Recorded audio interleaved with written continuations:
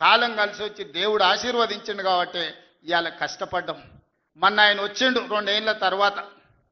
ఏదో మంచి చెప్తాడేమో అనుభవంతో నేను అనుకున్నా. పెద్ద మనిషి కదా, మనం కూడా ఈ మధ్యకాలంలో ఎప్పుడేం అనలేదు. ఏదైతే మీకు చెప్పినో అంతకంటే ముందు నా మీద 181 కేసులు పెట్టిండు. చెంచల్గూడ చెర్లపల్లి జైల్లో బంధించాడు. ఎన్నో రకాలుగా సతాయించాడు. నన్నే కాదు నా కుటుంబాన్ని కూడా పట్టి పీడించాడు. కానీ బాధ్యత వచ్చినాక ఆలోచన చేసిన, నా కోపాన్ని నా బాధను దృష్టిలో పెట్టుకొని ఇవాళ పగ సాధించే కార్యక్రమాలు మొదలు పెడితే ఆయన పై వలగొట్టే పని పెడితే రాష్ట్రానికి నష్టం జరుగుతుందని తూవాన్ పాపన వాడు పోతాడు. పోని మనం మంచి పని చేయాలి.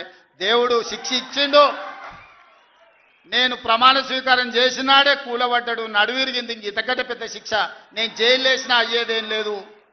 ఆయననే ఫామ్ హౌస్ను ఒక బందీఖానగా మార్చుకొని చుట్టూతో నా పోలీసులే ఉన్నారు, లోపల ఆయన ఉన్నాడు. చెర్లపల్లికి పంపించినా చెంచల్గూడకు పంపించినా గదే అవుతుంది కదా.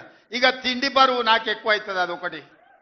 లోపల చెర్లపల్లి చెంచల్గూడ పెడితే ఆయన తిండే తినికి మళ్ళీ ఆయన ఏదైనా కావాలంటే అది అయితే సర్కార్కి ఎక్కువ ఖర్చు అవుతుంది. తిండి ఆయన సంపాదించేది ఇన్నా ఫామ్ హౌస్లే ఒక బందీఖానగా పెట్టుకొని చుట్టూతో మన పోలీసులే పహారా కాస్తున్నారు. ఇక ఆయన చేసిన పాపాలకు ఆయననే పోతాడని ఊరుకున్నా. ఎప్పుడన్నా ఏమన్నా అన్నానా? ఎప్పుడన్నా ఏమన్నా అన్నానా? మీరు చెప్పురు. ఇక్కడ పాత్రికా మిత్రులు ఉన్నారు అందరు, నాకు కూడా దోస్తులే కదా వాళ్ళందరూ. చెప్పురు ఎప్పుడన్నా ఏమన్నా అన్నానా? ఒక్క కేసు అయినా పెట్టినా? పోనీ ఈ జిల్లాలో ఎవరి మీద నన్ను ఒక కేసు పెట్టినా? ఎన్ని పాపాలు చేసారు వాళ్ళ ఎమ్మెల్యేలు మంత్రులు మీకు తెలుసు కదా. ఎంతమంది ఆస్తులు గుంజుకున్నారు మీకు తెలుసు కదా. ఎవరినన్నా నేను కక్షతోనేమన్నా చేసినా? నేను ఒకటే అనుకున్నా, ఎవరి పాపానికి వాడు పోతాడు. మనం చూసినా చూడకపోయినా పైన దేవుడు ఉన్నాడు, పైనుంచి కిందికి చూస్తూనే ఉంటాడు. ఎవరిని లెక్క వానికి రాస్తూనే ఉంటాడు, ఎవరిని మిత్తి వానికి చెల్లిస్తూనే ఉంటాడని. ఆ మిత్తిలో భాగంగానే నేను ప్రమాణ స్వీకారం చేయడానికి పోయిన రోజే మంచం మీద నుంచి బోర్ల పడి మక్కెలు ఇరిగి మూలకు పడ్డాడు. ఇక ఆయన నిన్నొచ్చి పెద్ద మనిషిలాగా మంచి చెప్తాడేమో అనుకున్నా.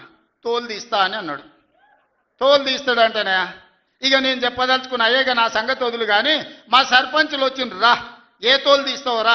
నీ తోలు తీసుడు కాదు, నిన్ను చీరి చింత కట్టి చింతమడకల ఏలాడేసి కొడతారో లేదో మా సర్పంచులు, రా కొడంగల్కి వస్తావా లేకపోతే మమ్మల్ని చింతమడకకు రమ్మంటావా? మా సర్పంచులను తోలుతా. సోయి లేని మాటలు, స్థాయి లేని విమర్శలు. ఒక్కటన్నా అక్కడికి వచ్చే మాట మాట్లాడిండా?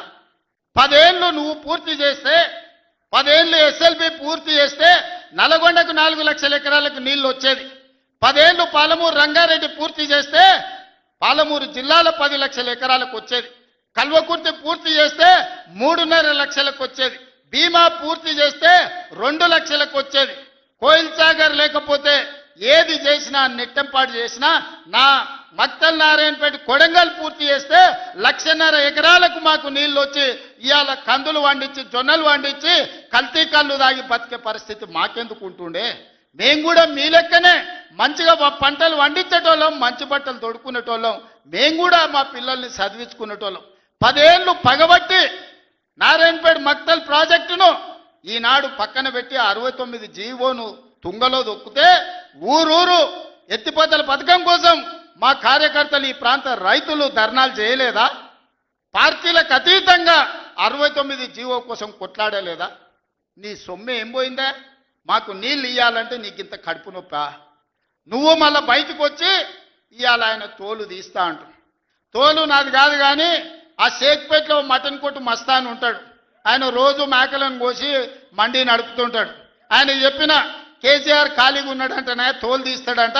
నీ మటన్ కొట్టు మస్తాన్ దగ్గర ఇంత నౌకరీ ఇయ్యండ్రి, ఇంత బోటో కూరనో పోయేటప్పుడు ఈయన బొక్కనో. ఎందుకంటే కోసిన వాళ్ళకు మామూలుగా తోలు తలకాయలు ఇస్తాం కదా మనం ఇంటికాడ దసరా పండుగ అప్పుడు. అవునా?